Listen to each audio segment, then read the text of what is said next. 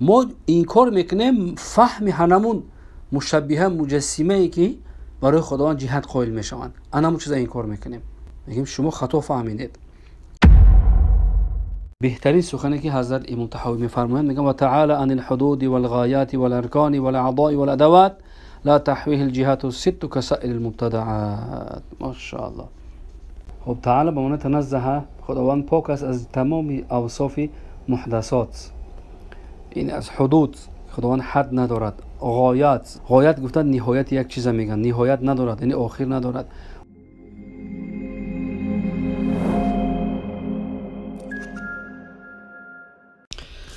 الحمد لله رب العالمين والصلاة والسلام على سيدنا محمد الأمين.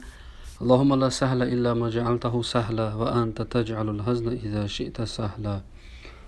لله تعالى. ما در عقیده امام طحاوی هستیم، در متن کتاب عقیده امام طحاوی ان شاء الله هستیم در صدد این درس، و این درس هفتم است ان شاء الله. و رسیدیم تا قول مؤلف و من لم يتوقع النفی و التشبیه زل ولم یصب التنزیه. تا همینجا رسیده بودیم در درس قبلی، در درس ششم، و امروز درس هفتم شروع میکنیم از همینجا ان شاء الله تا جایی که خداوند نصیب کرده باشد تا کجا برسیم همونجا ان شاء الله توقف میکنیم. طيب الشيخ امام طحاوی رحمه الله تعالی میفرماید و من لم يتوقع النفی و التشبیه زل ولم یصب التنزیه.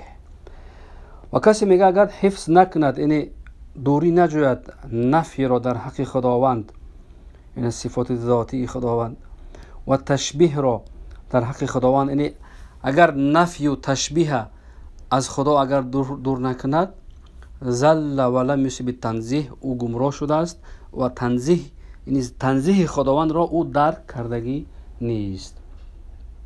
خب یعنی اراده نفی اینجا کسی که یعنی پرهیز نکنه، دوری نجوید از نفی، مراد از نفی اینجا یعنی تعطیل، و مراد به تشبیه یعنی اثبات جهت برای خداوند، چون که مشبهه و مجسمه برای خداوند جهت قائل هستند. یکی از امارات حدوث مثل حرکت، سکون، انتقال از علو به سوی سفل، یکی از سفل به علو، یعنی از پایان به سوی بالا، از بالا به سوی پایان. پس هر همین گروه یعنی مشبهه و معطله اینا گمراه هستند از راه حقیقت.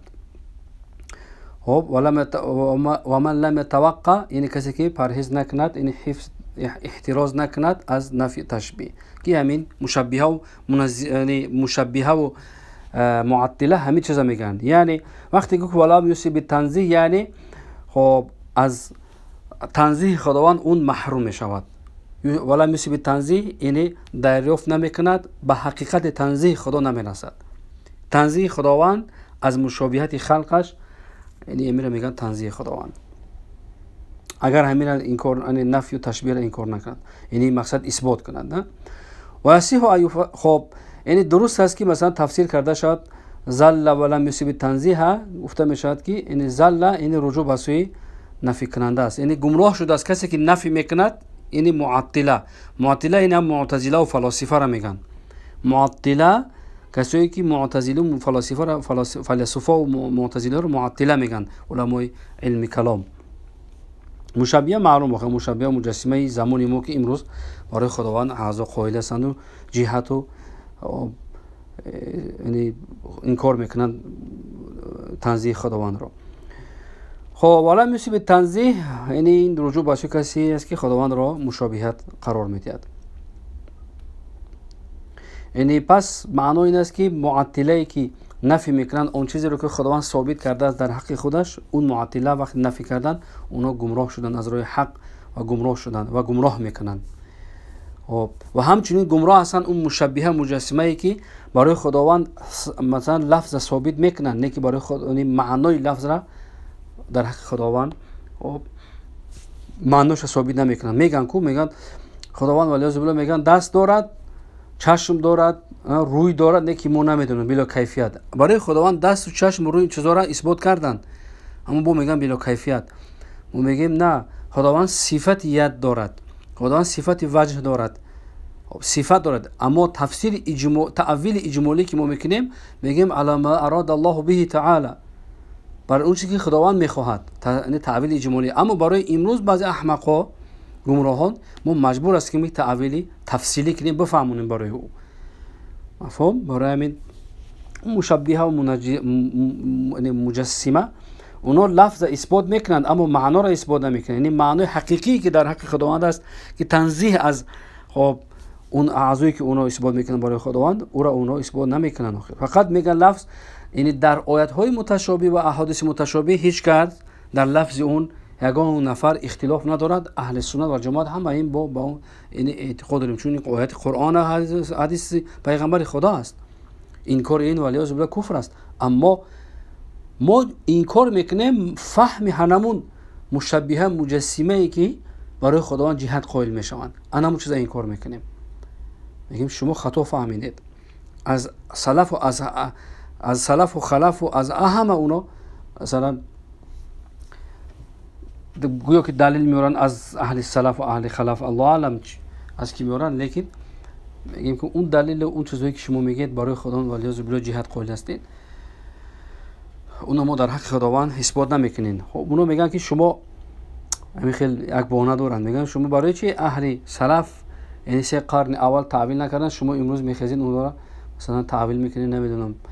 میگیم برای که اون در اون زمان مردم مسلمانان احتیاج به تعویل تفصیلی نداشتن، برای که مردم اهل فهم بودن.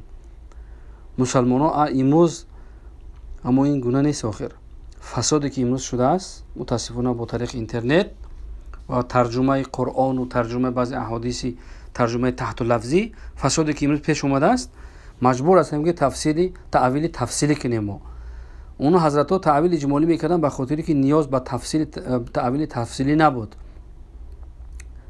اما امروز این نیاز هست، چون که امام ابو حنیفه در فقه الابسطش این مسئله رو میفهمونن. طيب خلاص این دو گروه معطله که گفتیم معتزله و فیلسوف ها هستند، فیلسوف و مشبهه و مجسمه، اونا خب گمراه هستند و گمراه میکنند و ولا میشه به تنزیه، یعنی اونا محروم هستند از تنزیه خداوند. خب بعدا امام طحاوی میگه فإن ربنا جل وعلا موصوف بصفات الوحدانیه، خداوند متعال ربنا پروردگارمان جل وعلا که منزه است عالی مرتبه است، این موصوف به صفات وحدانیت است. یعنی خداوند موصوف به صفاتی است که نفی میکند از خداوند مشابهت را، صفاتی که اون در حق خداوند نفی میکند مشابهت و بگیم مثل مانند را برای غیرش. منعوت بنعوت الفردانیه، خب این همین معنی قبلیش است. منعوت بنعوت الفردانیه عیناً همون موصوف به صفات الوحدانیه یک چیز است. فقط دیگه امام طحاوی همچون تأکید عباره برای عباره اول آوردگیه، چون که عربا اگر بخوان یک چیز تأکید کنن در زبان عربی همون چیزا با دیگر لفظ مترادف چیکار میکنن؟ یعنی تکرار میارن تا که اون با تأکید شود. نعت به معنای صفت است، به معنای صفت هم وحدانیت فردانیت به معنای واحد، خدا یگانه، یعنی چون که معنای مترادف هستند. لیس فی معناه احد فی البریه، پس خداوند میگه لیس نیست در حق در معنای اینمون احدی که خداوند احد است از بشریت، یعنی هیچ کس، یعنی جایز نیست عقلا من شرعا که بنده رو یا که چیزی رو از همین مخلوقات حادث صفت کرده شود و صفت خداوند. لیس فی معناه احد من البریه، یعنی معناش که نه عقل نه شرع نه دلیل عقلی و نه دلیل نقلی اثبات کردن نمیتواند که بنده یا یکی از مخلوق صفت کرده شد و صفت از صفات خداوند. این درست نیست. مفهوم؟ برای همین بعضی کسایی که متاسفانه تعویل کردن حدیثی که در امام بخاری اومده است ان الله خلق آدم علی صورته، خداوند خلق کرده است آدم رو بر صورتش، همین ضمیری که در هو از صورته او رو میگن که ولی از بالله میگن خداوند آدم رو صفت کرده است به صفات خودش، یعنی به صفات ذاتی خودش، یعنی به صفات الهی، از مثل صفات سمع و بصر و دیگر چیزها. این تعبیر فاسد است،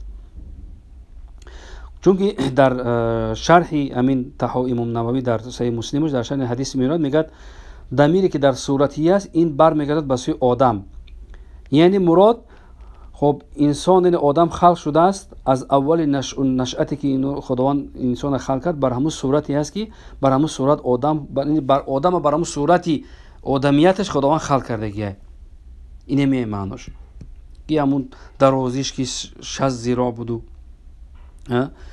همون صورتی که در خداوند را آدم خلق کرده، که بر صورت آدم بودنش، نه با اینکه بر صورت خداوند، یعنی بر صورتی که خداوند خلق کرده است همون انسان را و شرف داده است، خداوند مشرف کرده است انسان را به همون صورت خداوند خلق. این مثل همون آیاتی که خداوند در سوره تحریم میگه که فنفخنا فیه من روحنا، ما اون را خب دمیدیم از روح، همون مراد روحی که اون مشرف است نزد پروردگار. این معناست، نه اینکه روح خداوند ولی زوده. فهمیدید؟ خب و تعالی، خب این سخن بهترین سخنی که حضرت امام طحاوی میفرمایند، میگن و تعالی عن الحدود والغایات والارکان والاعضاء والادوات لا تحویه الجهات الست كسائر المبتدعات. ماشاءالله.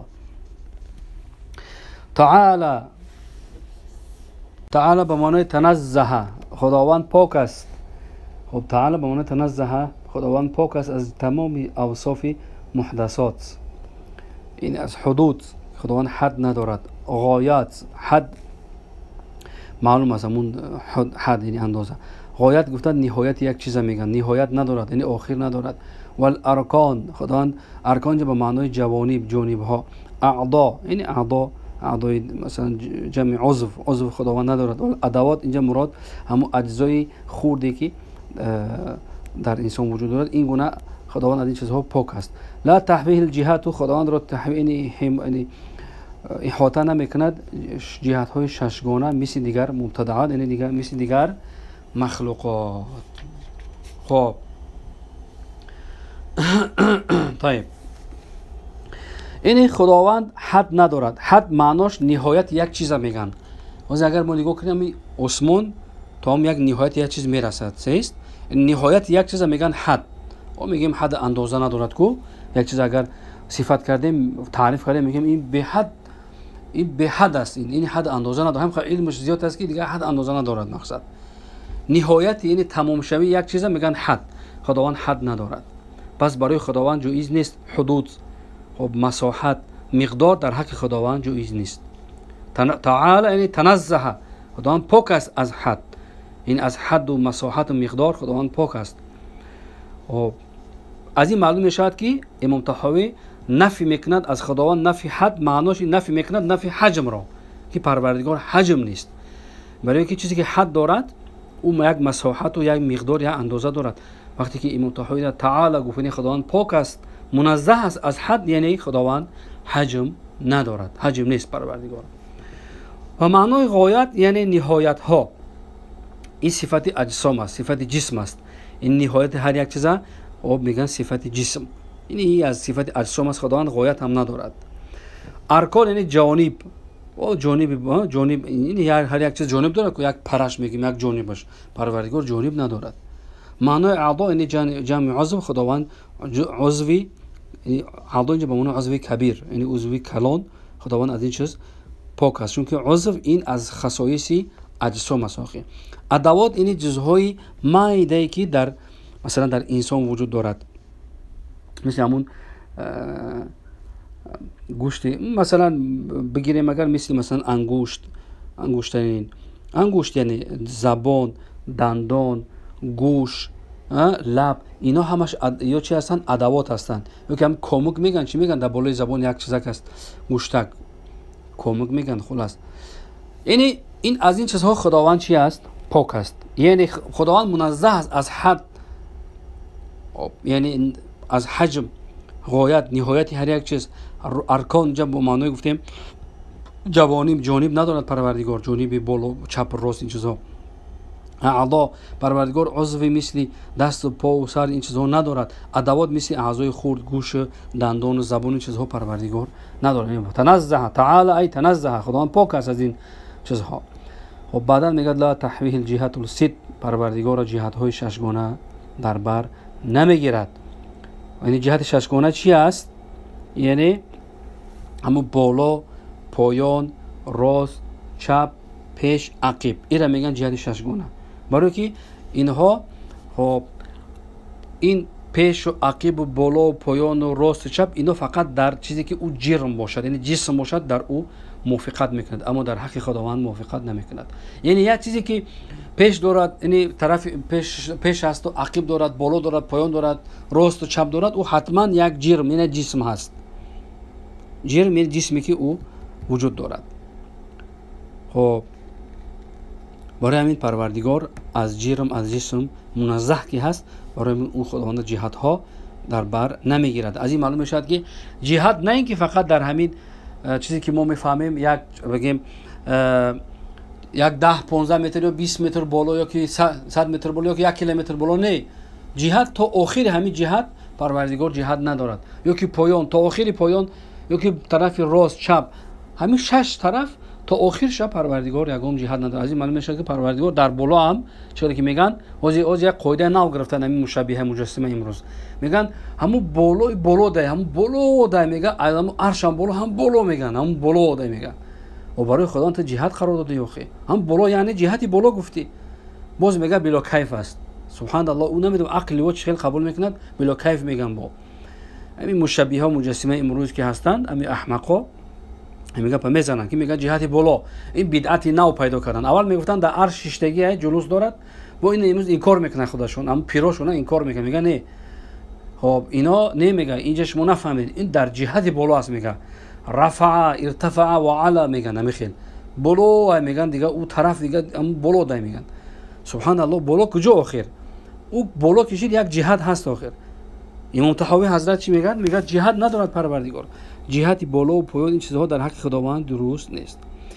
برای این رد برای همون مشابه و مجسمه است که امام طحاوی رد کردند. خب از این معلوم میشد که امام طحاوی از اهل سلف بودند. اهل سلف اونا خداوند را تنزیه، یعنی منزه شمردن از حد و اندازه و این طرف هایی که ما گفتیم. پس خداوند داخل عالم، از این معلوم میشه که نه داخل عالم است نه خارج عالم است، نه به عالم چسبیده است نه از عالم منفصل است، نه متصل به عالم است نه منفصل از عالم، نه داخل عالم و نه خارج عالم. فهمیدید؟ برای که اگر خداوند داخل عالم میبود یا خارج عالم، یا متصل به عالم میبود یا که منفصل از عالم میشد، اگر هر آینه برای خدا یک مثل، یک مانند پیدا میشد که دیگه عدد نداشت. پس خداوند منزه است، پاک است از این نفس مماثلت، چون که خداوند در قرآن میگه لیس کمثله شیء. همین آیت کافی است، خداوند مثل مانند ندارد. یعنی بنابر که خداوند منزه از این مثل مانند بودنش، نفی یعنی تحییز، که خداوند محیز در مکان، یا که اتصال، یا که منفصل از یک مکان، یا که اجتماع در یک مکان جمع شود، یا که از یک مکان افتراق شود، این خداوند از این چیزا پاک است. خب بسیار از علماها در این، حتی علمای مذاهب اربعه در این چیز خب تحقیق دارن، حتی کتاب ها نوشتن، مثل امام ابن الجوزی الحنبلی دفع شبهه تشبیه دارن در این کتابش نوشتن، مثل خب امام مالکی درالثمین، یکی از علمای مالکی مذهب نوشتند. خب ابن حجر الهیثمی از شافعی مذهب نوشتن کتاب اعلام بقواعد الاسلام. یکی از حنفی ها ابوالمعین نصفی حنفی که حضرت کتاب مشهور دارن، شرح خود نصفی تبصره الادله در کتاب دارن. در همه این کتاب ها همه مذاهب نوشتند برای تنزیه خداوند، پاک بودن خداوند از این مشابهت، این جهت هایی که این مشابهه و مجسمه بیان میکنند. خب در این مسئله سخن بسیار است. ان شاء الله من وعده داده بودم که ان شاء الله اگر این متن عقیده طحاوی را کم تر گفتم شرح میتونم تمام میکنیم، برمیگردیم به شرح همین متن عقیده طحاوی از حضرت کمال ابن یا که احمد ابن البابورتی، عفوا کمال الدین بابورتی حنفی ماتوریدی. ان شاء الله شرح همین عقیده طحاوی در زمان حضرت ما ان بعد شرح میتیم، باز اونجا واضح تر میفهمونیم. طيب والمعراج حق. امام طحاوی مسئله معراج شروع میکنه، میگن معراج این حق است، یعنی ثبوت معراج که صعود بر یعنی بالا رفتن رسول اکرم صلی الله علیه و سلم به آسمان ها، آسمان هفتگانه، و اون با اون طرف با اون الی ما شاء الله، تا جایی که الی ما شاء الله، تا جایی که خداوند خواست. یعنی از عقیده ما نه تو اینجا بگی مکانی که دوجا بالا بالله خداوند بود، الی ما شاء الله، تا جایی که خدا خواست. و هذا و همین حق است که واجب است ایمان بریم با همین چیز در حق خب این حق از این خدا در حق رسول اکرم صلی الله علیه و باید ایمان داشته باشیم که رسول اکرم معراج کردن. کسی معراج رسول اکرم را اگر این کار میکند اون فاسق از گمراه است. پس معراج حاصل شده است، یعنی با وقوع آمد بعد از اسراء، یعنی بعد از رسیدن اکرم صلی الله علیه و از مسجد الاقصی به سوی از مسجد الحرام به سوی مسجد الاقصی که رسیدن، چون که آیاتی شریفه است که سبحان الذي اسرى بعبده ليلا من المسجد الحرام الى المسجد الاقصى الذي باركنا حوله لنريه من آیاتنا. همین آیه سوره اسراء آیت اول. پس همین آیت ثابت میکند که رسول اکرم، یعنی اسراء رسول اکرم از آمدنش از مسجد الحرام تا مسجد الاقصی با همون حیوانی که نامش براق بود آمد، این حق است، کسی این انکار نمیکند چون که آیت اومده است. و عروجش معراجش با حدیث که ثابت است، برای بعضی احمقان این کار میکنن. این کار کردنش گمراه است، کفر نیست، اما اسراء را کسی این کار کنه کفر است چون که آیت قرآن است آخر. طيب وقد اسر بالنبي صلی الله علیه و سلم. رسول خب امام طحاوی حضرت میگه رسول اکرم صلی الله علیه و سلم را اسراء گفتن، یعنی که یعنی شبانه از مسجد الحرام به سوی مسجد الاقصی، چون که ما بیان کردیم در آیت، خداوند از مسجد الحرام از مکه به سوی مسجد الاقصی به فلسطین در همون یک شب در یک لحظه با براق آوردش. و عرج بشخصه. امام طحاوی میگه خداوند حضرت محمد صلی الله علیه و سلم را اعراج کرد، بالا برد با شخصیتش، فی یک قدر در بیداری، یعنی نه این خواب و خیال نیست، در بیداری، الی السماء به سوی آسمان، ثم الی حیث، نگاه کنید امام طحاوی چی میگه، ثم بعد از اون میگه الی حیث، تا جایی که الی حیث شاء الله من العلا، این عقیده ماست، تا جایی که خداوند خواست، الی حیث شاء الله من العلا، یعنی خداوند عروج کرد رسول اکرم صلی الله علیه و سلم را بعد از اسراء به سوی بالا، که اسراء و معراج همش هر دوشون در یک شب بود. بعد از اسراء در حال معراج شد، این در یک لحظه بگیم در چند لحظه در یک شب بود.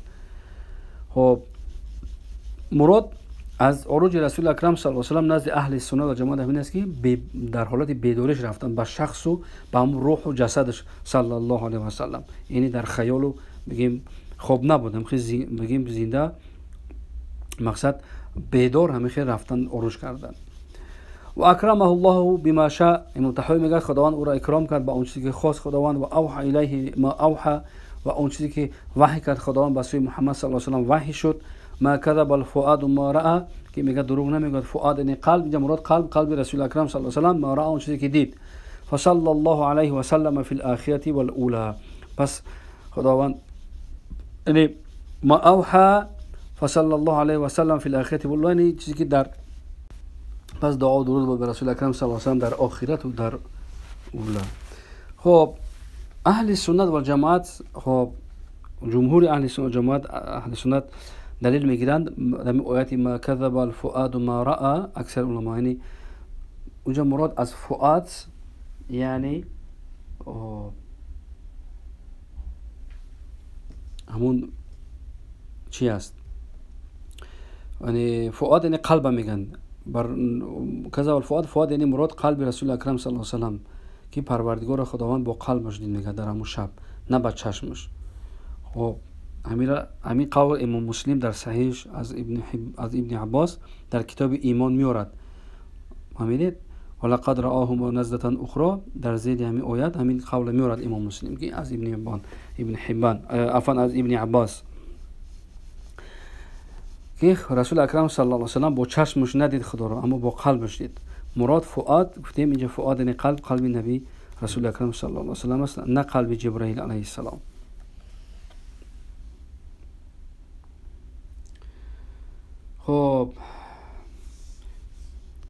خب در این مسئله اختلاف از بعضی ها میگن یعنی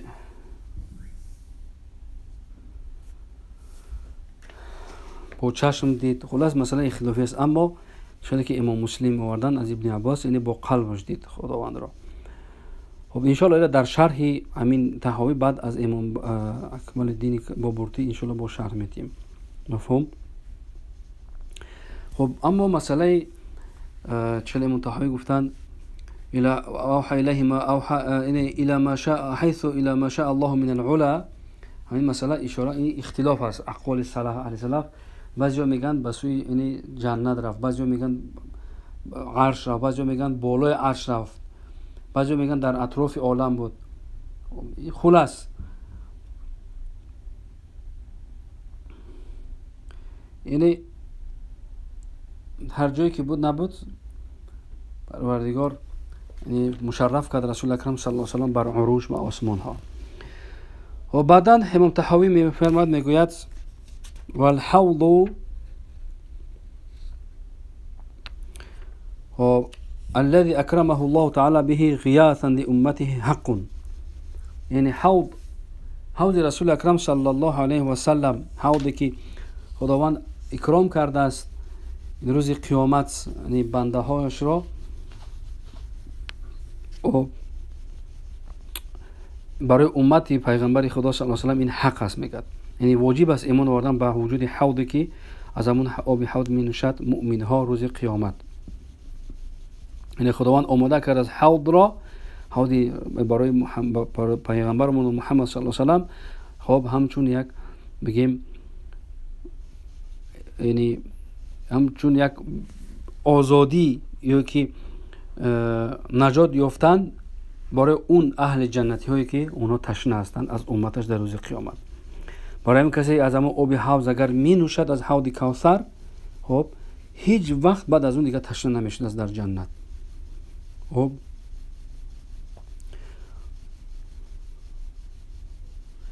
یعنی هیچ وقت تشنه نمیشد از. سبحان الله. این بگیم این ان شاء الله در جنت بعد میبینیم. خب برای چی امام طحاوی جا گفت غیاثا لامته گفت؟ مغو یعنی به معنای غیاث این همچون فریاد رس، چون که مردم وقتی که میگه سخت تشنه میشوند، یعنی آفتاب نزدیک میشود در روز همون قیامت و روز همون چیز، آفتاب بخی نزدیک نمیشود، بخی مردم عرق میکنند تشنه میشوند از امتش. این جنتی ها هم در اونجا هستند که اهل جنت. خب یعنی بعد شدت میشود، یعنی سخت میشود، گرم میشود، اما عرق میکنه تشنه میشوند. خب برای همین از وقتی که طرف جنت میروند پول صراط میگذرند، از همون پیش از جنت داخل شدن از حوض کوثر از همون آب می نوشند و بعد داخل جنت میشوند. برای همین همچون غیاث است، همچون فریاد رس، کمک برای امتی پیغمبر خدا صلی الله علیه و سلم، یعنی برای جنتی ها. طيب والشفاعة التي ادخرها لهم حق كما روي في الأخبار. و شفاعتی که رسول اکرم صلی الله علیه و سلم انجام میده، شفاعتی که خداوند را همون ذخیره قرار داده است برای همون امتش، این حق است، همون چونه که وارد شده است در اخبار، در احادیث. همچنین واجب است ایمان آوردن به شفاعتی که او را رسول یعنی خداوند یعنی همچون ذخیره قرار داده است برای نبی اکرم صلی الله علیه و سلم و امتش. معنی شفاعت یعنی چی؟ یعنی سؤال خیر از جانب خداوند برای یعنی طلب خیر از غیر برای غیر، یعنی طلب خیر از خداوند برای عاصی، برای گناهکارها. معنی شفاعت سؤال خیر، طلب کردن خیر از جانب خداوند، از خداوند تبارک و تعالی برای امت، یعنی برای امتی رسول اکرم صلی الله علیه و سلم. رسول اکرم صلی الله علیه و سلم طلب میکند روز قیامت از پروردگارش تا که خداوند نجات بدهد بسیار از مخلوق یعنی بشریت را از امتش از دوزخ. بعد از اینکه داخل شدن در دوزخ، بعضیشون به سبب همون گناهایی که کردن در دنیا به توبه رفتن، اونا را خدا رسول اکرم صلی الله علیه و سلم شفاعت میکند، یعنی از خداوند طلب میکند تا که اونا را خداوند ببخشد. خب برای همین اون شفاعتی که برای شفاعتی که خداوند برای رسول اکرم صلی الله علیه و سلم گذاشته است، این رو میگه این مخصوص رسول اکرم صلی الله علیه و سلم شفاعتی است که او این گونه شفاعت بر دیگر پیغمبران را خداوند دادگی نیست. یعنی معنا نداره که فقط پیغمبر خدا یعنی محمد صلی الله علیه و سلم شفاعت میکنه، دیگر پیغمبران شفاعت میکنن، اما شفاعتی که رسول اکرم صلی الله علیه و سلم میکند این شفاعت عظما است. یعنی این شفاعتی است که مخصوص برای پیغمبر خدا است، اما دیگر پیغمبران هم شفاعت میکنن برای امتهاشون. هو الميثاق الذي أخذه الله تعالى من آدم وذريته حق.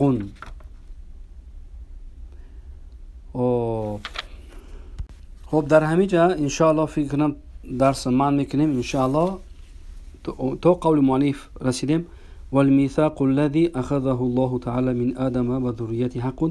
تا همینجا انشاءالله رسیدیم. انشاءالله از همینجا بعد درس دیگر دوام میدیم. خب این درس هفتم بود از سلسله درس های متن عقیده طحاوی. در همینجا من توقف میکنیم انشاءالله و آخر دعوانا ان الحمد لله رب العالمین.